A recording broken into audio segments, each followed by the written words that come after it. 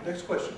Are you familiar with restorative justice, a program to repair the harm and heal the community following violent incidences? And if you are familiar with it, do you feel it can be applied to heal the harm of things like the recent St. Patrick's Day incident?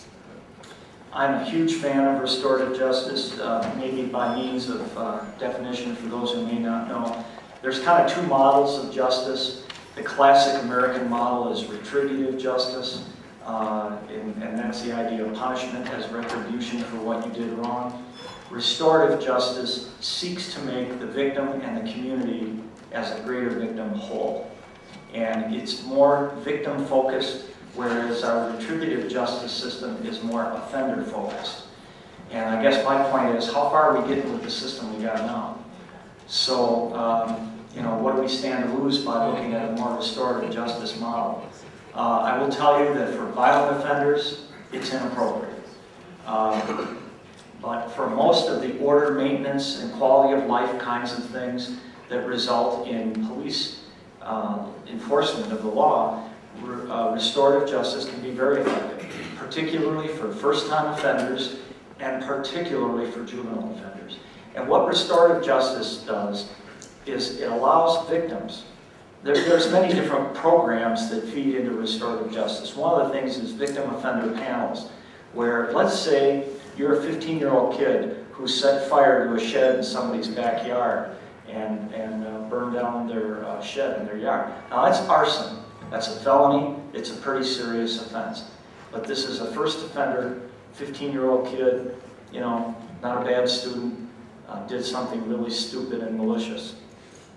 To be able to have that homeowner sit across the table from that student and in great detail describe how that one single act has ruined their sense of tranquility, their ability to sleep at night, their sense of security on their own property, and how it's affected their relationships within their family. I mean, I've sat through some of these victim offender panels.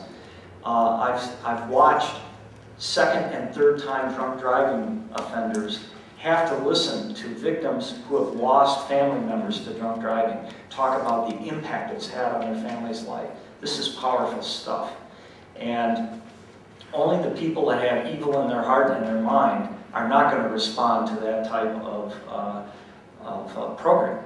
So I believe in restorative justice. We actually have pockets of restorative justice efforts here in El Paso County.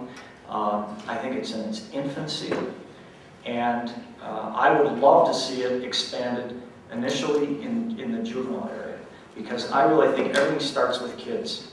If we can get to kids early enough and help them realize about being good citizens, taking ownership for their actions, self-discipline, being productive, contributing members to society, then I think we have nothing to worry about. But we're losing a whole generation of kids.